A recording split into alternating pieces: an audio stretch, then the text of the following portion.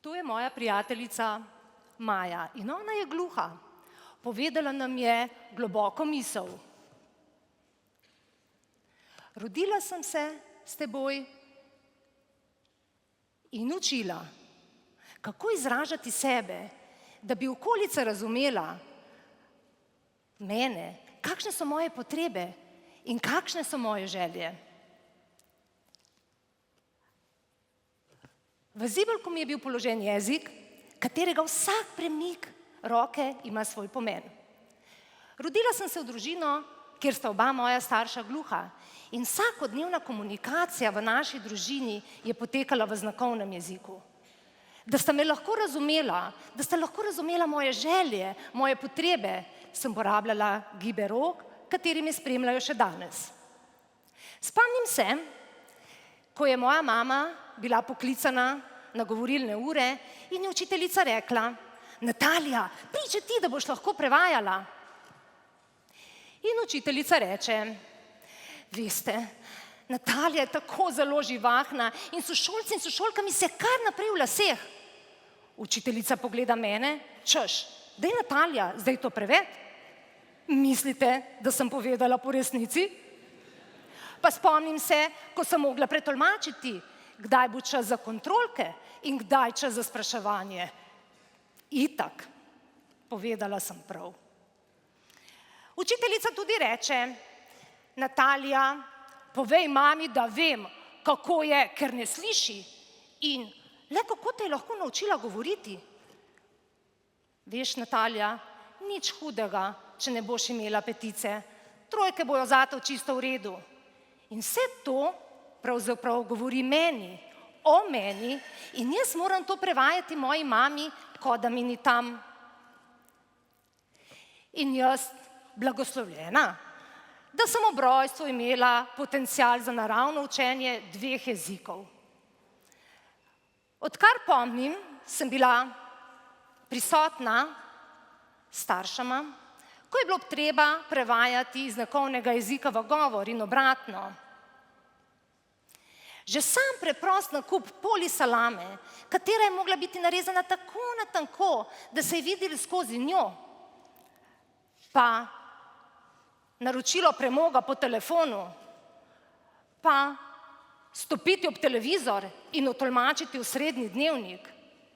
Da ne govorim o klicu zdravnika, ko je bil čas za rojstvo moje mlajše sestrice. Vse to je meni, mali deklici, stari 6 let in naprej, povzročalo obilo stiske. V njih pa so se zrcalila pričakovanja, ne da bi se vprašali, če si jaz tega res želim. Želela sem biti le otrok, bila pa sem sredstvo za predajanje informacij. Dejstvo je, da v moji mladosti ni bilo tolmačev tako, kot smo danes, in da smo praviloma otroci gluhih staršev opravljali delo tolmača. S tem pa smo bili oropani otroštva, saj smo tolmačili vsebine, katere niso primerne za otroško dušo, čeprav tako vsakdanje za odrasle ljudi. In medtem, ko so sošolci in sošolke imeli svobodno, prosto, srečno otroštvo, sem jaz nosila breme tega gluhega sveta. In kriva sem bila tudi, če se ni išlo kaj tako, kot si želeli oziroma predstavljali bodisi na eni, bodisi na drugi strani. Češ, da nič ne razumem, prevajati pa itak ne znam. In kot da vsega tega ni bilo dovolj, je v naši družini bil še alkohol, nasilje in toksični odnosi. Bila sem bolj narodne sorte in brihtna tudi ne, so mi dejali. V sebi pa sem čutila, da ne živim v pravi družini, v pravem svetu, zato ker je slišim in moj pravi svet je svet slišečih. Kaj kmalu se je izkazalo, da tudi v svetu, v katerem sem bila navidezno svobodna, nisem bila razumljena. Že v vrtcu sem dobivala etikete, kako bogo dekletce sem, ker imam gluhe starše. Pa da toksično okolje, v katerem živim, ne napoveduje nič dobrega. Kako nič ne znam, ne vem, ne zmorem, kako iz mene nič ne bo, sem poslušala vse do konca srednje šole. Veste, če bi jaz poslušala njih, bi bila danes ali narkomanka, ali pa pijanka. Ampak jaz nisem sprejela njihovih etiket in se nisem strinjala z njihovim napovedovanjem moje prihodnosti. Vedela sem, da enkrat nekaj bom.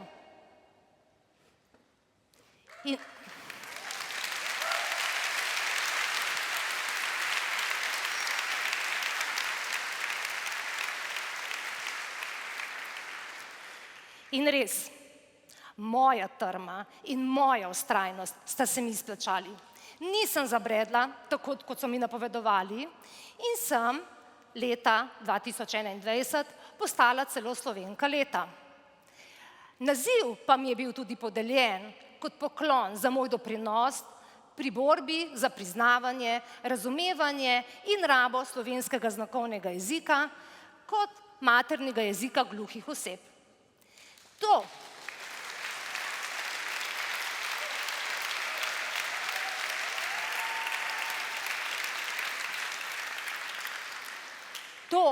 kar mi je v otroštvu predstavljeno breme, sem spremenila v nekaj lepega.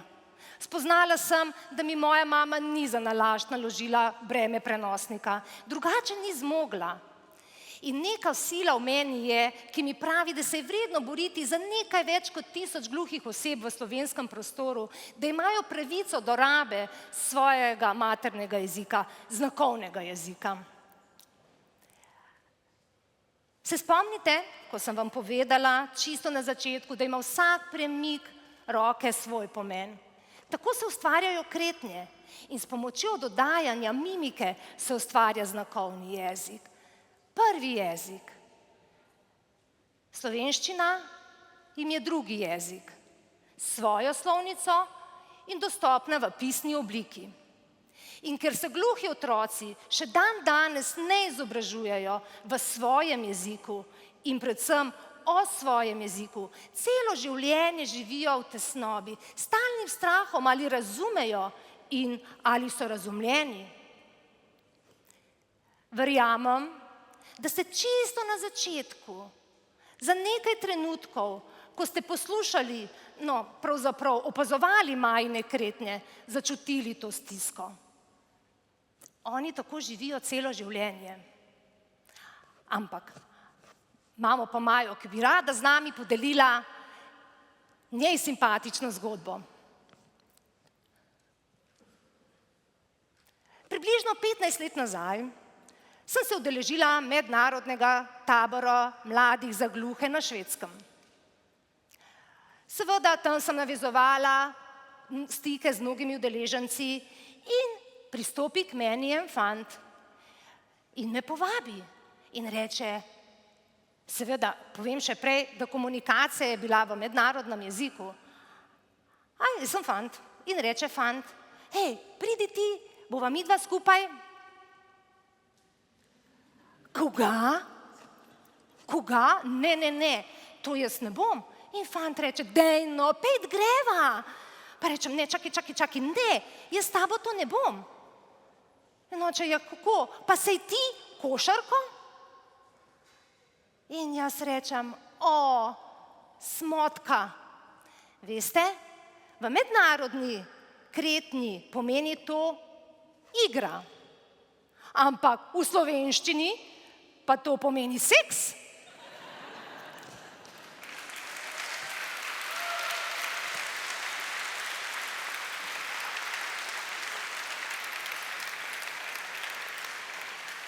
Na tem mestu se lahko vprašamo, ali obstaja en znakovni jezik ali več njih. Naj vam povem, da vsaka gluha skupnost ima svoj znakovni jezik. Zanimivost pa je, da obstaja nek univerzalni znakovni jezik, ki mu rečemo, kot ste že slišali, mednarodna kretnja. Z njo se lahko sporazumevajo in jo razumejo vsi gluhi tega sveta. Temelji na prepoznavanju predmetov iz narave. Bodisi kako ti predmeti izgledajo, bodisi kako jih držimo ali rokujemo oziroma kaj delamo z njimi. Naprimer, spanje, piti, jesti, dež. To nam je že Nik pokazal, ne? Dež je pokazal. Logično, kaj ne? Imam pa še eno zgodbo za vas, ki se je dogajala v hramu demokracije. Približno teden dni po vpisu znakovnega jezika v Ustavo Republike Slovenije, s čimer je raba slovenskega znakovnega jezika postala ustavna pravica gluhih oseb, sem bila poklicana za delo tolmačke na javni razpravi, v kateri je sodelovala gluha oseba. In kot veste, je za vstop v parlament potreben določen protokol. Del tega protokola je, da svoje osebne stvari damo v zaboj in gremo skozi detektor, tako kot na letališču. Stojim zraven gluhe osebe, katera odlaga svoje stvari v zaboj in mu policist nekaj govori. Opozorim policista, da oseba, ki zlaga stvari, ne sliši, da je gluha in da uporablja znakovni jezik. Policist me ignorira in še kar naprej govori gluhi osebi. In ko ga tretjič opozorim, da oseba ne sliši, da uporablja znakovni jezik, policist reče: gospa, hvala lepa, bom že sam vse uredil. In veste, kaj on naredi? On se obrne gluhi osebi in v angleškem jeziku reče: Mister, please, put your jacket in a box.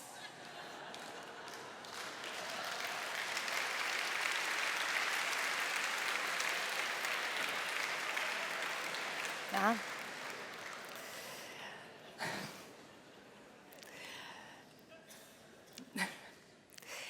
Verjamem oziroma prepričana sem, da ste že kdaj uporabili termin gluhonem.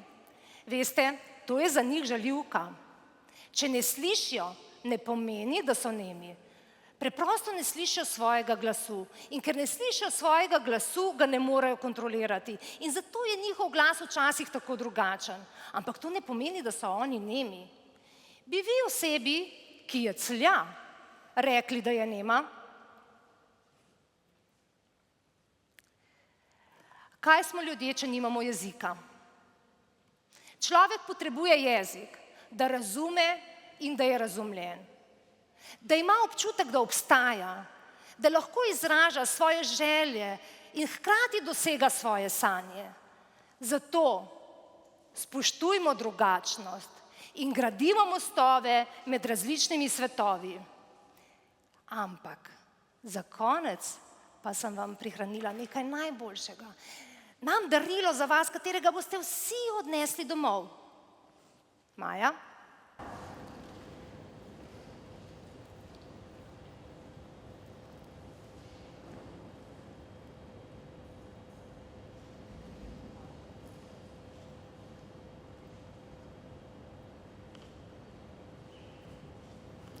Niste razumeli?